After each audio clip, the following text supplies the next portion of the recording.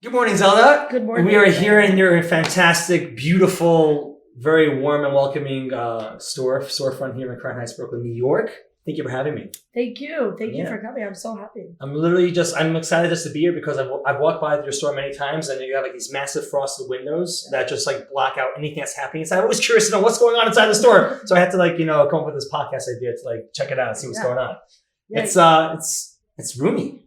It's nice. And I like it that it's like chill, Do you come out here and like chill, like, when you're not working, just like hang out, like have a girls' night out, like throw a karaoke night here and stuff like that? We never had a karaoke night, but we're here so often that I don't think that we come on purpose when we're not working because we're here all the time. We work at nights, we work during the day, but it's an environment because we're here so often that it feels like home. It's like a homey. How long did it take you to like move from like mom and pop working out? Did you always have a storefront when you started off? No. I started from home for 2 years. I kind of made like a miniature version of this in one of the rooms in my apartment. And I was there working out of there for 2 years.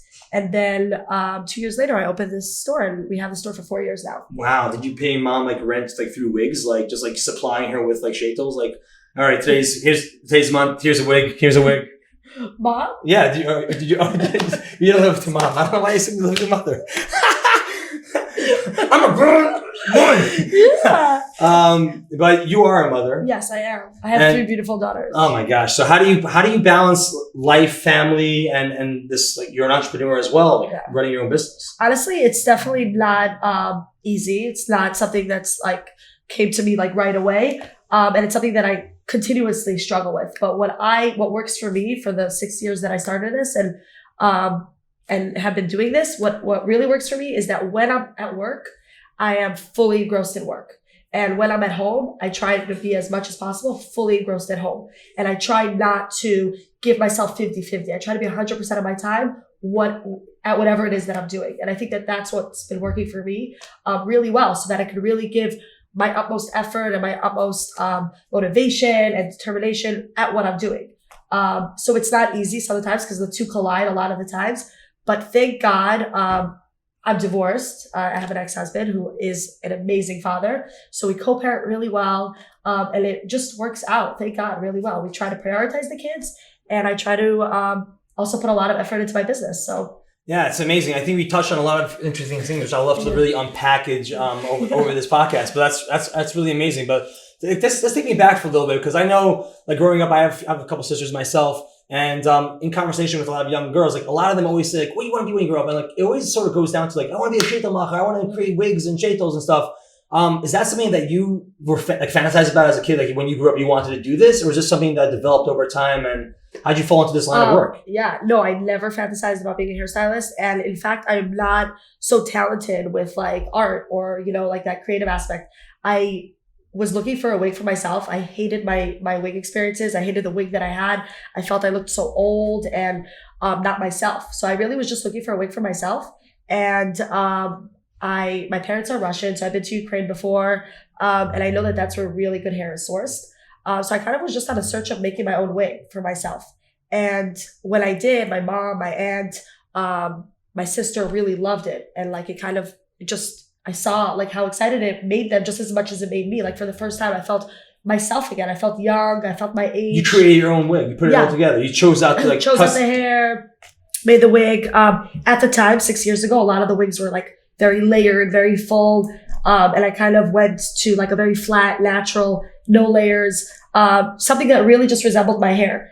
And when I realized that it's something that really was needed, just like as much as I wanted it, I decided to just go big and make it into a real business. And in general, the way I am is I didn't want to do anything. Like, if I'm going to do it, I'm going to do it completely. So I decided to get an investor. I had this like grand brand idea to like give the woman an experience, not just a product, not just a wig, but because I knew how connected I was to the wig and how emotionally invested and how it really transformed my life when I felt good in my hair.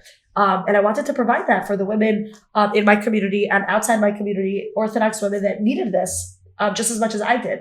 That's kind of where it came from. I mean, I feel like you're also, what challenges did you come across building your own brand? And I think you're entering a space that existed for so long. There are many women who are doing this already. Correct me if I'm wrong, but they've been doing this for so long, and there's a certain style. So how do you think you came about to break into this market and sort of found your own niche? How did you find yourself like how did you rise above or build your own brand that was different from all the existing brands out there? So I think most of the existing brands at the time when I started was mostly older women, and mothers would bring their daughters to buy wigs. And that's just kind of how it went for years. And I was the first young woman to open my own brand. Not just the sheitel-macher. There's a lot of young women that sell a lot of brands, but like the brand owner. And it became a space and a brand for where young women are bringing their mothers. You know, it kind of totally changed the way people bought wigs. It wasn't like, oh, I'm going with my mother to, you know, for this like archaic tradition that we always did with their styles and their like matronly, you know, looks, but it was more like a transformative way of buying wigs.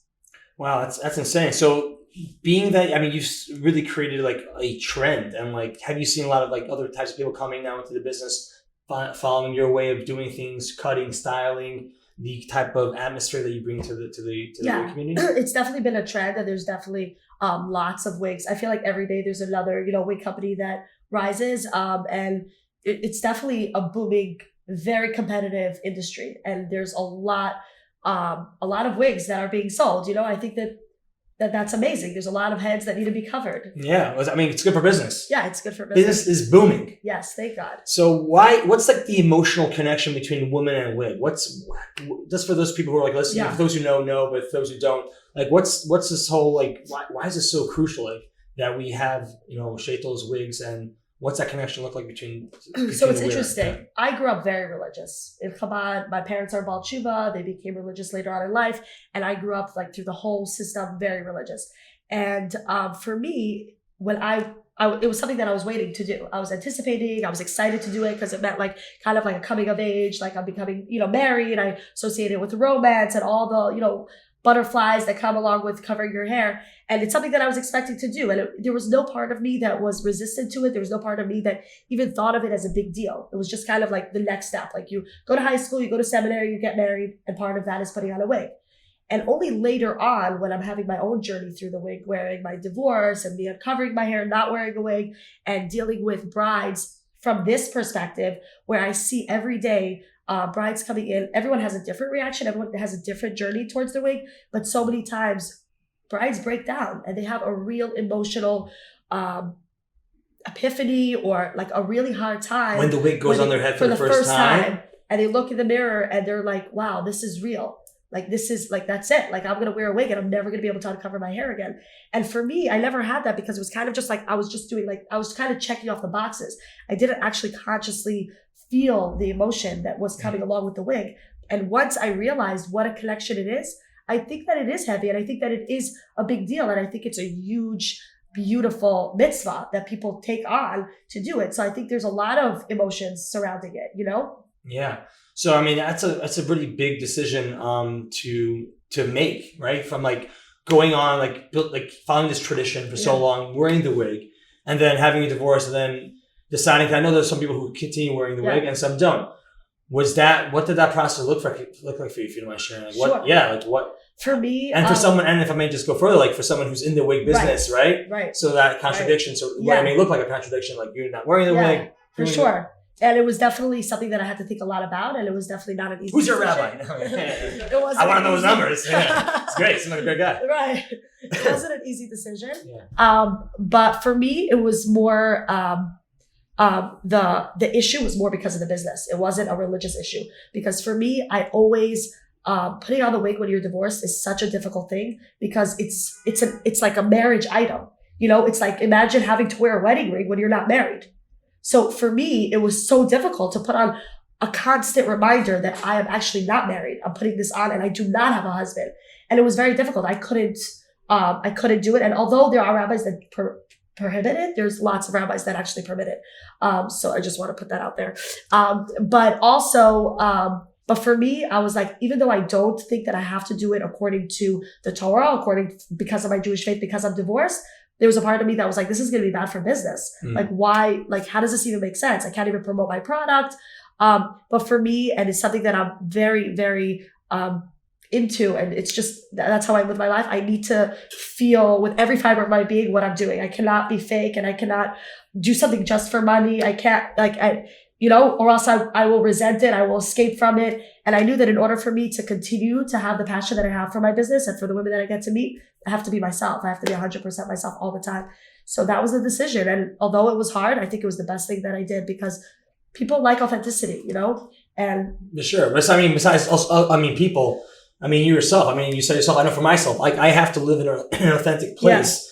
Otherwise, it's just, for some time I didn't. And when I call myself, like, what's going on and why do I feel weird and strange doing certain things, certain actions, that awareness, I have to realize I have to make change in my life. And, it's just, and I think once you reveal that part of yourself, it gives space for other people to step into it. Yes, exactly. Right. Which I actually love about your brand. It seems like, you're more than just someone who has their own business and a mother. But what I love about you as well is you're a big advocate for just being yourself, identity. It seems like someone through social media, you don't just share stuff like, oh, today I'm in the office, creating this perm. Is that right? Perm? Perm? Is that right? Perm? You're creating this style. I'm trying to throw some wig language here. Trying to, get on your language. Perm? Like a perm, a verb, a bum. Okay. I thought you said perm. Perm. I thought you said perm. Wigs and perm, that too. We talked about perm. But no, I think it's more than just like wigs and business. You also reveal a lot about yourself. Yeah. Do you think, is there a line that you're stepping over? Like, do you think you should be sticking to business or people love to know more about you? Who's the person behind, the wigs? So when I feel inspired, when I feel like I learned something, first of all, I'm a big advocate in therapy and I'm constantly in therapy and I constantly believe that my life's work, if it's anything, it's just to improve myself, improve my character, improve the relationships I have with everybody in my life. And that's really, I feel like that seeps into every part of our life, in business, in Judaism, in every aspect of our life. And I think that 100%, if I can inspire women that have been in my situation or are in my current situation, it feels so good when I'm able to share it and I see how it affects them, But more than that, honestly, it affects me so much when I'm able to. I love writing. So when I feel something, I don't write all the time, but when I'm inspired and I feel like something made sense to me and something clicks and I share it, it's so therapeutic for me. And having that help others is incredible. So, would you think that you give that the reason why? Because it seems like Zelda Hair, there's a lot of other business out there, but it seems like with you, you're sort of like a celebrity in a sense. Like you people stop you, they recognize you, they admire you, your role model. Do you think it's because that you show so much about yourself? You share a lot of who you are and your beliefs and what's going on in your life? Probably, yeah. I guess because we show ourselves on social media, so people recognize you just from social media. Although I do feel like I probably should even show more. Like I don't show a lot, and I always struggle with how much should I show, how much should I not show. I try to just. It's a hard balance. Yeah, it's a hard balance. It's also, if I hire a social media person, then I feel like I'd show more. It's just hard to actually live your life and show, constantly what's going on. Yeah, but for me, it's in general, and I always had this struggle a lot, is where do I fit in terms of my religious journey, being in a religious business, dealing with women that are mostly Orthodox. How do I fit in and be authentic? Because I am not, I grew up, like I said, very religious. I had a period of time where I wasn't religious at all, and still managing this business and being authentic kind of seems like a very big oxymoron. And I feel like as I become much more in tune with myself, in tune with who I am as a person, where I'm heading, I'm able to really be 100% myself all the time. So whether it's in business and being modest and associating with everyone that's religious, and being authentic to myself, I'm able to balance that when, as long as I'm being real, constantly just being real, checking in with myself and being like, does this fit in with who I am, with what I believe in? And as long as the answer is yes, then that's what I'm doing. Mm-hmm. Because this is a lot of this, it seems like is seeped within the culture and religion and practice. So how did religion or your belief in God, how has that shifted and from your growing up in the Orthodox home that you did to it is now? How's that relationship with your higher power look like? So I, like I said, grew up very religious, and my parents are Baal Tshuva, so I feel like they had to overcompensate a lot, because you're familiar with Chabad, but growing up, for the people that don't know, like growing up, and everyone comes from like most people come from like generations of religious people, and because they didn't know a lot, they're Russian immigrants, they didn't know a lot when we were young.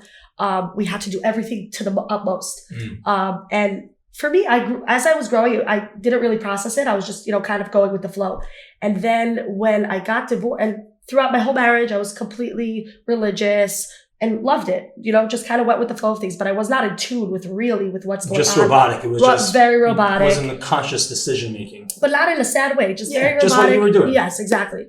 And then when I got divorced and I had time, first of all, because I'm co-parenting with my ex-husband, and now for the first time, I don't have my kids all the time. And I had a lot of time to think. Also, again, I started therapy at that time, and I was just doing a lot of exploring, thinking, and realizing that I had so much resentment towards religion. That's what I thought at the time, that like all this like pressure to be a certain way and how we look and not really caring about what we're actually feeling, just as long as it looks a certain way, I had a lot of anger towards it. And the more I processed it and the more I realized that actually my issue is not with religion. My issue is with the way certain religious people gave me that information, controlled me, or made me do certain things. But religion and Hashem and the higher power and God is actually, in its purity, is beautiful, and it's a great asset, and it has the tools to give us a beautiful, meaningful life, as long as we're actually using them in its pure sense, not from our own baggage, not from our own lens of insecurity or confusion, where a lot of people at the end of the day are not self-aware. Even though they may not be malicious, they may have pure intentions, but they may just be limited in their self-awareness. So when these people were the ones in power, controlling students, controlling girls, and, not being sensitive with how they were responding to certain rebellious acts, or, which are very normal when you're growing up and become, through teenagehood. Yeah. But when I realized that holding on to that resentment because of certain people's lens, and baggage, was actually, they're still controlling me. Right. And that if I look and start from zero, because again, at this point I wasn't religious, and I'm like, let me go back to zero. Let me start my relationship with Hashem from a pure place, from a place where it doesn't belong to any of these people. That's where I came towards an understanding of, this is beautiful, and this is actually an amazing way to build my relationships with my children, with my ex-husband, with my friends, with my parents, with my clients, and that's kind of where it went, where it came to. So when it comes to like adulting and motherhood and stuff, you grew up in a certain way in a certain community, but it seems like you're carving out your own way, your own path. Yeah. So how do you go about doing that? How do you go, like, is there like people that you lean on, that you're getting advice from? Do you just do what feels right? How do you navigate yourself in this new space?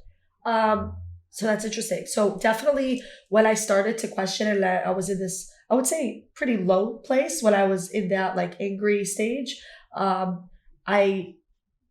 I didn't have a lot. Not that I didn't have a lot of people to lean on. That's not what I wanted to say. I'm saying like I was met with a lot of resistance from my family, from people that loved me, and they were confused, like, what is going on? What's happening? And that was the first time in my life that I really had to be like choosing me for the first time, because my whole life, again, like I was really the perfect Chabad girl. What's that look like? It looks What's like... What's a perfect Chabad girl look like? Where can I find her? Yeah. Perfect Chabad girl looked like basically doing everything you're supposed to do. You go to school, I got top grades, I graduated with honors, I went to Chitrick Seminary. What? Yes. Chitrick Seminary, for those who don't know, is like, it's top. It's top notch. It's top notch. Wow. It's the elite. For sure. So... I mean, of course, any girl who's listening, if you're in any of the seminary, that's also great as well, Yes. No, and actually what I learned was that Chitrick was actually absolutely not the best for me. And that's another thing. Like everyone always says, you have to be the best so that you marry the best guy. There is no best guy. There is no best anything. Everything is so personal and so tailor-made to you. But that's not at all like the kind of mindset I had growing up at all. So I was chasing, the best, and I was very competitive. I still am. And I had to get everywhere the first and get the best. And I learned the hard way that that's actually not the way it works in the world at all. So who I leaned on the most, well, I must say, my very best friend, Rachel Cohen. She's someone that I learned from all the time. She's been in therapy herself, and she's always a big advocate for learning and growing. And she really opened my eyes to so much of this world. So really, it was her and my friends that I leaned on. And then through the process of becoming, and again, it's like a journey. It's a life's journey. It's never going to end. But through that process of me becoming more into myself, my parents and my family really understood, and then they've become a support as well. So yeah, it's big. I mean, like I know, like with myself, for a big chunk of my life, or my adult life. I mean, also I guess growing up, I just subconsciously I didn't realize it at the time. Like I want to control my outcome. Like doing certain things for certain outcomes, and sometimes it would happen, or I really remember the times that it did happen. So I would work harder in my effort to get the same outcome, and when the outcome didn't come out the way I wanted it to, just it'll just all break loose, and I'll just lose myself and just try to like catch up. And realizing that like you just gotta show up and just be in touch with myself, and just keep on working on my way of being. So I'm also a big advocate for therapy and to be in touch. I mean, I go to therapy, and it's been an amazing journey of self-discovery, and be able to just learn more about myself, and I'm able to show up more in life and to make decisions that I decide to make and really choose once again. So I definitely relate to a lot of how relationship with God, with lifestyle, and it's not always easy, because within a community where it's a certain way of living and being, sometimes swimming against the current could be very frightening. You don't know what's on the other side of it. But at the same time, I also figured like there's not much resentment there either with the community. I think a lot of times growing up when I was younger, there was a lot of confusion of how I felt. So I would put blame on, let's say, teachers or education or other people. And then, and that's working through self is just like taking ownership and responsibility, realizing that, parents are doing the best they could at the time, and only adore and respect my parents, and realizing that also within education, there's a lot that I did gain through the system, which I went through. So it's, and this realizing, okay, where can I just grow? Where are my character defects? Where can I work myself on and continue moving forward? But one thing that and you brought up multiple times is like divorce. I'm single. I haven't gone through any like long-term serious relationship. So, but one thing for me is getting into a relationship, and to be very honest, is I've always had this fear of divorce. I've always had this fear of like, even though which is crazy, because I'm not in a relationship to get divorced in. Oh, so scary. Lonely. I have no, but but there's like this fear, and I think it's also there's ideology around it, how like divorce is is a lot stigmatized. It's a lot of pressure around it. That once you get married, and God willing, that's the one that you marry will be the one for your life. But I feel like a lot of stigma, a lot of fear around that, amongst other people as well. So when you went through this stage in your life, leading up to it, and then deciding to do so, what did that look like? And now, like for me, like my biggest nightmare, so to speak, happened. Like, how'd you get through that? Yeah. So interesting. So first of all, I definitely agree that divorce is very stigmatized, but a lot less now than it was, even 6 years ago. Yeah. But I don't know why I said 6 years ago. I divorced 2 years. So before it all, just conversations with divorces. No, but this is a plan. No, but actually, because my older sister is also divorced, and when she got divorced, it was crazy stigmatized. This was like 9 years ago. So I think with what do you think time, changed? Over time, so I think with time, even as an Orthodox community, we're becoming much more progressive with our self-awareness, with our ideas of the world, with becoming much more in tune with ourselves. And I have this idea, this theory that our parents and that generation prior was very in survival mode. They were scraping for money, for food. There was post-war. No one was focusing on what they were feeling emotionally. Now we're in a very, like a world of shefa, a lot of abundance. And when there's a lot of abundance, then people start getting depressed, and there's a lot of unresolved issues. And that's when we're starting to really be trying to focus inwards. And need more time to feel. Yeah, to feel and be like, yes, exactly. And pursue passions and pursue, interests. I think that when there's a lot more time to focus inwards and try to make the life that we have as best as we can. We put a lot more pressure on ourselves to really be the best that we could. So we focus on our relationships that we have with everybody around us. Obviously, the one, with our husband is the most important. So I think that because I grew up so insulated and I got married at 19, I was a child. I had no idea, anything about the world around me really, other than, my little square. And with time, I realized that we just were not a fit. We weren't a fit. He's a really incredible dad, and we co-parent really well, but we just were not a fit. And when we decided to part ways, it was hard. A part of me felt like a failure. I failed at my marriage. I failed my children. It was hard. It was hard also for the unknown. Jumping into the unknown is really scary. And everything that we had, even though it wasn't good, it was comfortable because it was stable, it was consistent. So jumping into the divorce was definitely something that we put a lot of thought into. But we both decided that it was absolutely the right thing to do. And my therapist always says that coming, because as a parent, the one thing that you're concerned about is the children. And she always says, being from a broken home is much better than being in a broken home.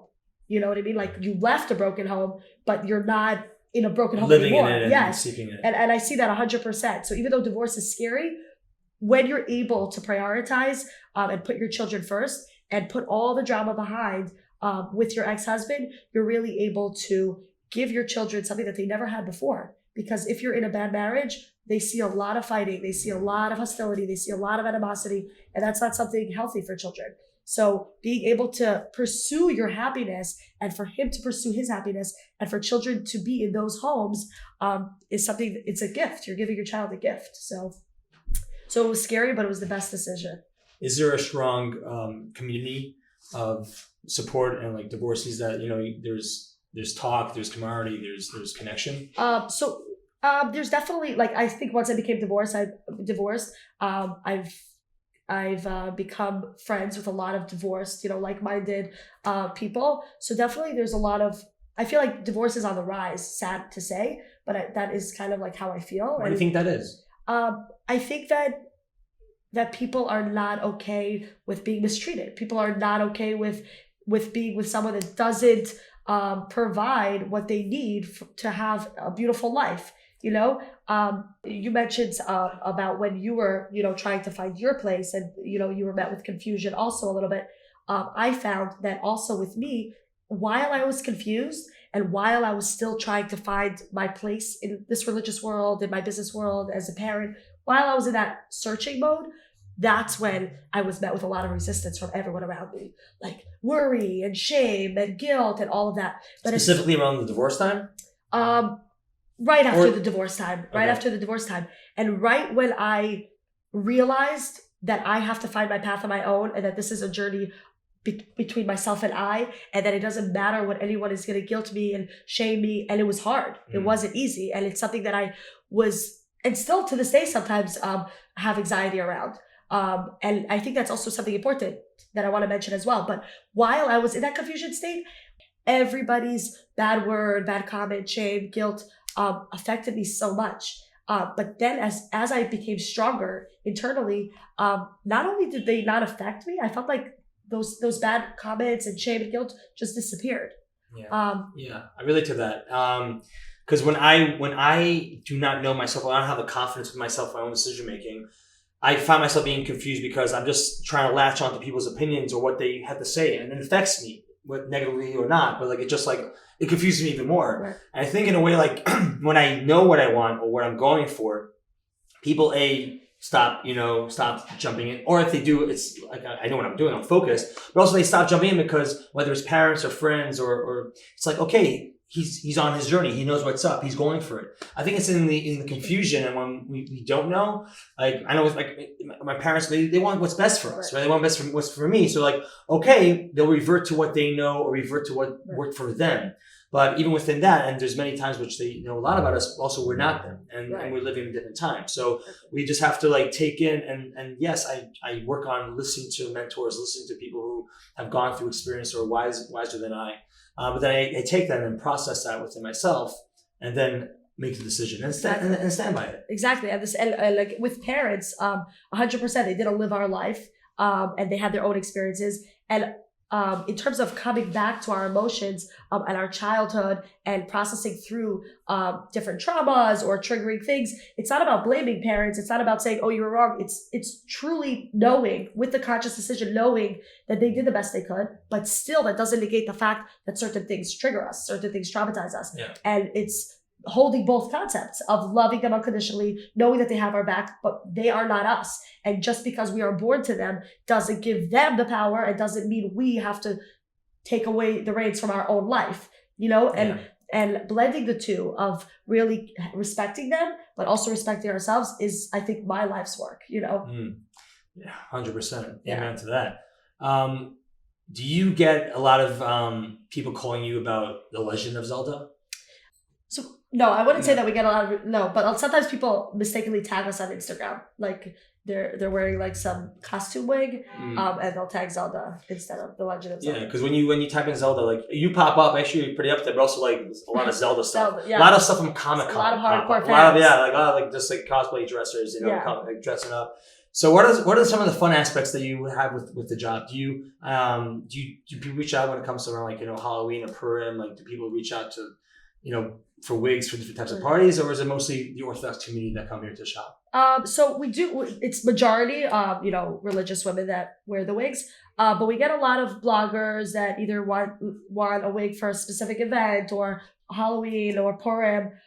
We also get a lot of. I'm a vlogger. I mean, yeah. I can rock out a wig. Try on a wig. I can rock out a wig. You should. You I should. What do you think? I mean, what kind of shade and color would work for me? Would work for you? Yeah. I got hazel eyes. I mean, I'm sort of bored of this brown hair. I'm looking to change it up. I always like to stick to the natural. Okay, so hey, you do you. You do you. I mean, you do me, but you do in my way. In your way. I'd say like we'd go with like a deep root. You want to try one out? Yeah, let's do it. Let's make it happen. Yeah, for sure. Is there a certain blessing one says when you put on the sheitel? No, you don't say a blessing. Okay. Actually, I feel like there's like people, there's like this myth around wigs that need a hechsher. Like a lot of times people reach out to me, and they want to sell me wigs, and they're like, "Oh, it's a Jewish wig. It has." Well, is that maybe because they're getting confused with like you're from India? Right, I guess. But is that even a thing? Well, I heard two things about that. One was like, I mean, one was I think they heard about India was that it was avodah zarah. They were using it for like different like rituals that weren't holy. Yeah. But then I also heard that it was just a scandal of some sort that I think some rabbis didn't want natural hair. Because the truth is, no matter where your hair is sourced, and mine is sourced from Russia and Ukraine, there is no absolute 100% sure check that you know that the hair wasn't used for avodah zarah, because you have no idea where the girl is most of her life. Like there's no way to check. To know that. Interesting. Yeah. So I definitely think it was. But your hair, just for the record, is mostly it's only Russian, Ukrainian hair, real hair, real virgin, non-processed. This was on someone's head. This was on someone's head, and this is how it dries. It's not synthetic. This is not synthetic. 100% Natasha. This is Natasha? This is Natasha. Natasha! So today that's why you That's all I know. That's, you know, this is enough words a teenage boy would know when he spent in Russia. So this is the one you would say. This is the one I would suggest for you. Okay. So is there a proper way of? Yeah. So the best way is this is how I would do it. Is go like that and just like plop it out. Okay, just plop. I mean, I used to have long hair down to my shoulder. Yeah, I remember that. This is actually quite. I may break down. This is emotional. Yeah, this may be emotional. I missed my hair. I feel like a part of me was cut off. Wow. And it has so you understand. It hasn't grown back. Wow. Yeah. So you would understand the emotional connection. Oh, truly. Yeah. I mean, when I did it was time. I grew out my hair for 4 years. And I eventually actually donated it to High Lifeline for kids who are, they collect hair for kids who are going through cancer. So it was right. It was 4.5 years, but it was emotional. Right. It was emotional. But this is a lot of fun. Here we go. Here goes nothing. Do you need a kippah is the question, because this is a covering. It's a good question, but I have to go the extra letter of the law, so a chassid. The more exactly. Here we go. Oh, all right. The cap already feels very natural to my. Okay. Can we do this in slow motion, guys? Slow motion. Wow. Hello. This actually suits you. You look like Jesus. I get that all the time. Jesus. Yes, I am back. Wow, you actually really look like that. I think you're gonna get an acting gig now to play Jesus. This is it, guys. All right, so. Nailing it right now. Wow. Yeah, would you say this is totally? Yeah, should we like man bun it or like keep it low? We could, but we'll have how to it is right now. Right oh my now, gosh, I gotta. Wow. What's up, Mr. Rose? What do you think? Looking good. This, right? Oh, It wow. actually blends with your hairline. Wow, listen, you're good at what you do. This blends with your I want to hairline. go blonde. You're like, No, Mayor, this stay is it. natural. Yeah. You know, and I like it has Stay a, whoa. natural. Wow. Stay natural. Dang. Yeah. Do the rappers have anything against men wearing I sheitels? wonder. That's a good question. Yeah, because, I mean, it's women's clothing, so Right. that could be an issue. But there's, I'm bringing back, I'm taking the sheitel By the way, back. last week, a man ran in the store Yeah. with flip-flops and a coat. And he's like, do you have man wigs? He looked like he was on an emergency hunt Wow. for a man wig. I want to meet Isn't this that man. interesting? That is Yeah. incredible. We should have stopped him and asked his story. Like, what's but the it story? was so He's weird. like, touch and go. He just came in, wigs out. I need That was wigs. so funny, yeah. I'm doing the rest of this But if interview I do a in man, the wig. if I do a man wig, Yeah. Lauren, you're gonna be the model for it. Wow, thank you. You heard it here, guys. If you know Her the next first here. Zelda Wigs, a male edition, yeah. man edition, I'll be the one. Yeah. We gotta take a quick selfie in this one. This is great. Oh, yummy. Wow, it looks really good. Yeah, I'm gonna do the rest of the podcast in the wig. Yeah. We'd have to give it a little cut, framing to your face, but it's a good piece to work with. Yeah, I mean, wasn't there also like a whole like I feel like the evolution of mom. Now. She's always calling to check up on me. Yeah. It's Tom, my grandmother. We've done 5 minutes. My grandmother is the one that calls me multiple times a day. Oh, does she? My grandmother, yeah. Oh my gosh, she's proud of you of like what you've created, what you've done. She's proud, yeah, but she's just a typical Russian Jewish grandmother. Which like, means I hear what? about She coming with borscht during the day, like what's? Yeah. Yes. Oh. Borscht, money. She's always throwing money at me. Oh my gosh! Which grandma? She thinks I'm My grandma does starving. not do that to me. What? Would She you pick thinks up? I'm starving all the time. Oh yeah, sure. But the one thing she asks me is, "Hi, how are you doing? Do you have a husband yet?" She's very worried for me. Of course. So, Listen, I'm 29, single as well, so like so that's the question. they're always asking. Which has always been an interesting journey, realizing that I'm whole and complete, exactly. and we're now creating a space where someone could join me, or I could join them. Two complete people coming makes together. the best. Yeah, because there was like the element of growing up and realizing being told you only have until in a Right. spiritual sense, which Right. maybe spiritually Right. I do agree. There's a lot of growth that takes place once you find the right partner in life, Right. and at the same time, I Right. think in the same breath, it's important to say that you are great and you're whole as a person. Right. And you need someone that will embrace your journey and Yeah. be there for you to heal together. Because I think that we're always on a journey of healing. Yes. But what someone said about halves that I love is that they actually said that you first have to marry yourself.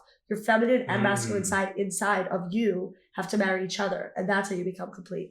Because we all have different sides to us. This is me tapping into my feminine side. Yes, right now. exactly. This is There you it. go. Yeah, it doesn't feel like I'm like really like the what's The clips? the clips? No, the clips under it. The cap? The The coat? cap feels very it feels natural. Feels natural. good. Yeah. We actually, most women actually say that the Zelda wig is the most natural and comfortable. Yeah. It's comfortable. Like they wear, Rachel All the jumps time. in. We were in Capri. She jumped into the water with it. She wears it With the literally wig? With the wig. What? And then it just had like beach waves, natural beach waves. Oh my Yeah, gosh! it was amazing. Wow, that is amazing. But that's literally, yeah. When I had my 3 babies, I delivered my 3 babies in my wig. In your wig. Yeah. That's a great advertisement Yeah. for Zelda Wigs right Yeah. there. So comfortable.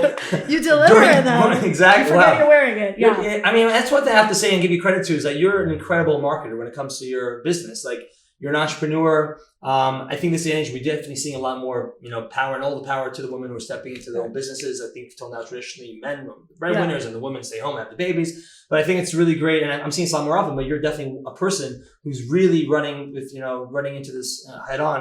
Who've built your own business, and built your name, and kudos to you. Thank you. Yeah, Thank bless you with It's that. interesting, actually. When I started, when I would go to Ukraine, everyone in the wig business were only men in the wig business. Wow. So there's a lot of women in the front. That's women. Is it weird that I'm a man having talking about wigs? No, so I'm so used to Yeah, I'm men being in curious. the industry. Yeah. In Ukraine, buying the hair, selling the hair. It's all men. Jewish religious men. Wow. And then they sell it, and then the women are the ones usually here styling it, selling it. So I was the only one actually buying it. Yeah. Wow, that's we're getting to end. I mean, and to grow from actually just selling wigs, that's how you started off. Yeah. And you eventually grew into actually now shaping them and coloring them. You have Felix. Is Felix here? It's not we work. He's a freelance. The freelance. He doesn't work Oh, in the salon. special. We'll call Felix in for this to work. Yes, to work I this actually magic. think this needs Felix's touch. No, but the truth is we have Lisette and Faya who are amazing. Amazing. But for you, because you're a man, we'll get Felix. Oh, thanks. I mean, I'm down for, I'm open to anything, but I really, know, I get Felix's vibe. He's a really, he's a talent. And every great leader has the capability, and it's a big power to choose the right team, and you really build yourself an incredible team. It's really about the team. Yeah. So where do you see the future of Zelda Wigs? Where do you think that's going? The future is really popping up in every city. A men's line, of course. Yes, okay, yeah. Exactly. That we could talk about. But for now, it's really popping up in every city that we have anybody that needs a wig, that they hear of Zelda, and that we're going to be there. I love travel, so I love that I get to embrace that side of me and kind of blend the two, my passion for business and travel. So we're heading out. Wow. Yeah. That's amazing. Wow. We're going to LA tomorrow. Really? Yeah. Tomorrow? Yeah. You're known for your pop-ups. Yeah. Always around town. Just pop-up sales. I've always seen them. Pop-up shops is really great. Yeah. And just a quick advice to young women out there who, you know, perhaps were brought up or have a mentality like, oh, I can't, start my own business, or it's not my place to do so. What would you say for someone who's done it, who's stepped out of the comfort zone, and who's successfully creating your own business? What kind of advice would you have to share? I would say that if they have something that they really want to pursue, they should do everything that they can to learn about it, to research about it, to network around it, and really gain and expand their knowledge around that particular industry, and then just run with it. Don't let anything, any thought, any worry stop you, because if you're 100% your eye on the target, you're gonna get there. You just cannot allow doubt or any kind of issue blur your direction. I think that's the key. That's amazing. Zelda, thank you so much for having me. Thank you for hosting me coming. in your beautiful shop and sharing your story and your passion. And I'm looking forward to seeing more of the Zelda brand everywhere I go. Thank you. Thank you so much. This was great. Please do. And please tag us. Oh, duh. Thank you so much. Have a good one. Thank you, of course.